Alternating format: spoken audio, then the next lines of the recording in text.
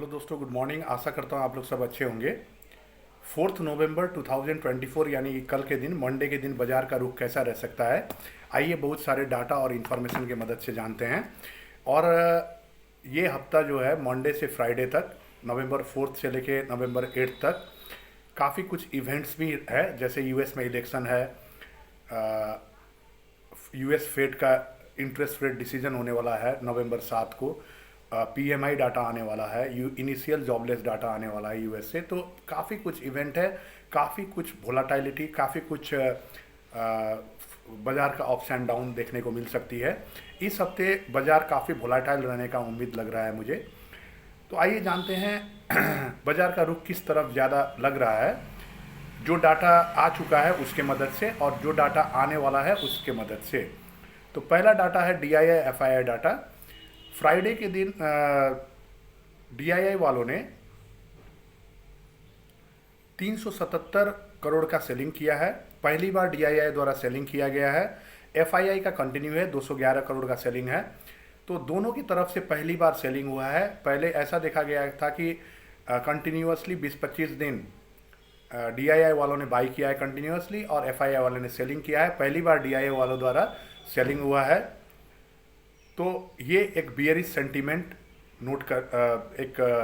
Notify कर रही है। तो मंडे के दिन डीआईआई एफआई डाटा के हिसाब से बियरिश रह सकता है बाजार।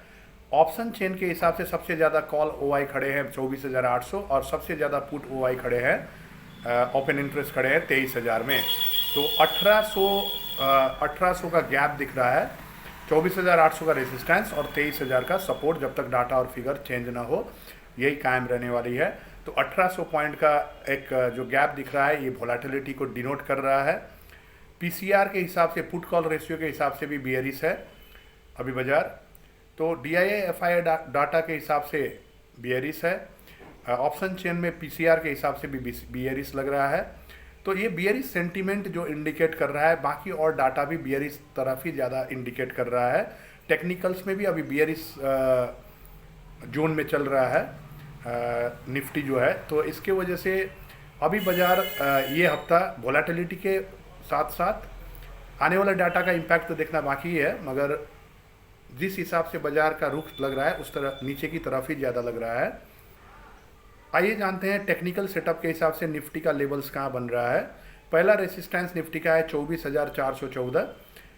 नेक्स्ट रेसिस्टेंस है, यदि ये ब्रेक करता है तो 24,768, 24768। और यदि 24768 भी ब्रेक करता है तो थर्ड रेजिस्टेंस है 25325 का।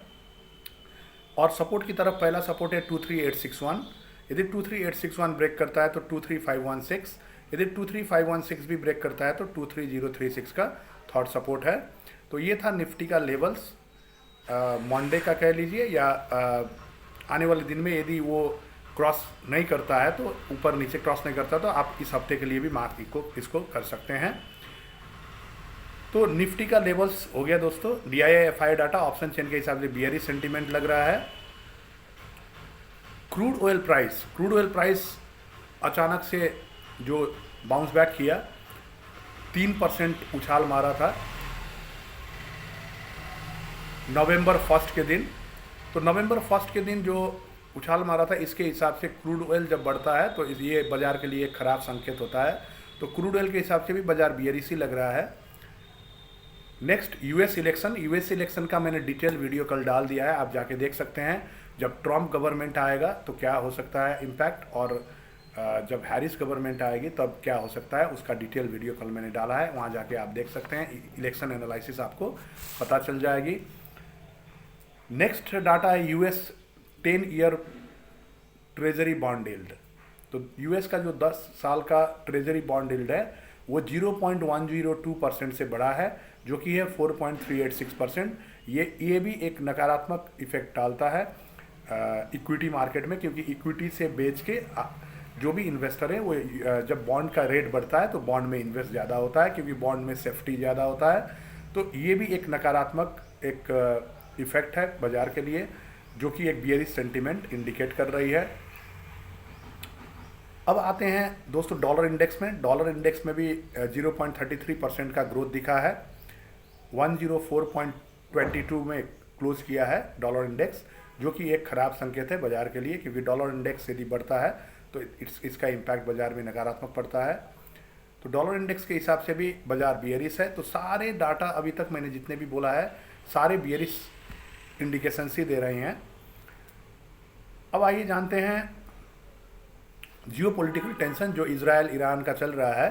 तो ईरान का जो सुप्रीम लीडर है अयतुल्ला अली खामेनेई, तो अयतुल्ला अली खामेनेई का ये कहना है कि अब इजराइल के ऊपर अटैक करने के लिए, बदला लेने के लिए जो सेना है उसको तैयार रहना होगा, उसको अपना हथियार जो है, अपना एमुनिशंस रेडी रखना होगा। कभी भी हम लोग इजराइल में अटैक कर सकते हैं। यदि ईरान का ऐसा सोच है तो ये अभी इस्केलेट होने का, ये युद्ध और बढ़ने का संकेत दिख रहा है, जो कि बाजार के लिए एक खराब संकेत दिखाई दे रहा है।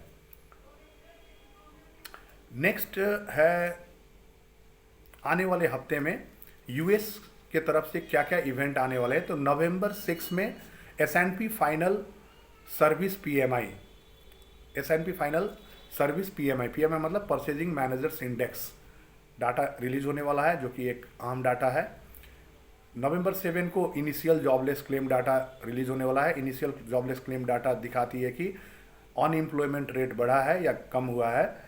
लास्ट वीक जितने भी नए लोगों ने अनएम्प्लॉयमेंट इंश्योरेंस के लिए अप्लाई किया है वो नंबर को हम लोग बोलते हैं इनिशियल जॉबलेस क्लेम डाटा, वो रिलीज होने वाला है नवंबर 7 को। नवंबर 7 को ही यूएस फेड का, FOMC का, फेडरल कमेटी का जो इंटरेस्ट रेट डिसीजन है वो रिलीज होने वाला है नवंबर 7 को, जो काफ़ी अहम है, क्योंकि पहले ही इससे पहले का जो मीटिंग था सितंबर में, उसमें डिक्लेयर किया गया था कि नवंबर और दिसंबर तक 50 बेसिस पॉइंट रेट कट हो सकता है। मगर कुछ बीते दिनों में जो एक हालात हुई, जो चीज़ें बदली हैं, उसके वजह से रेट कट होने का चांसेस कम दिख रहा है। और ये गवर्नमेंट भी इम्पैक्ट कर सकता है। गवर्नमेंट का जो बनना, गवर्नमेंट का जो फॉर्म होना यूएस में, वो भी इम्पैक्ट कर सकता है रेट कट डिसीजंस को। आने वाले दिन में रेट कट में प्रेशर पड़ सकता है हैरिस गवर्नमेंट के आने से, और पॉज हो सकता है ट्रम्प गवर्नमेंट आने से। तो कल ही मैंने इस विषय में डिस्कशन किया था दोस्तों। और नवंबर 8 को डाटा आने वाला है कंज्यूमर सेंटीमेंट डाटा यूएस का, जो कि यूएस इकोनॉमी कंज्यूमर का सेंटीमेंट कैसा है वो दिखाता है, वो भी एक इम्पोर्टेंट डाटा है। तो ये हफ्ता टोटली इवेंट से घिरा हुआ है दोस्तों। US election, US Fed data, PMI data, तो काफ़ी वोलेटिलिटी देखने को मिल सकता है। आशा करता हूँ वीडियो आपको अच्छा लगा होगा। लाइक शेयर कर दीजिएगा। ऐसे ही नॉलेजेबल वीडियो पाने के लिए मेरे चैनल को जरूर सब्सक्राइब कर दीजिएगा। Thank you all of you. Have a nice day.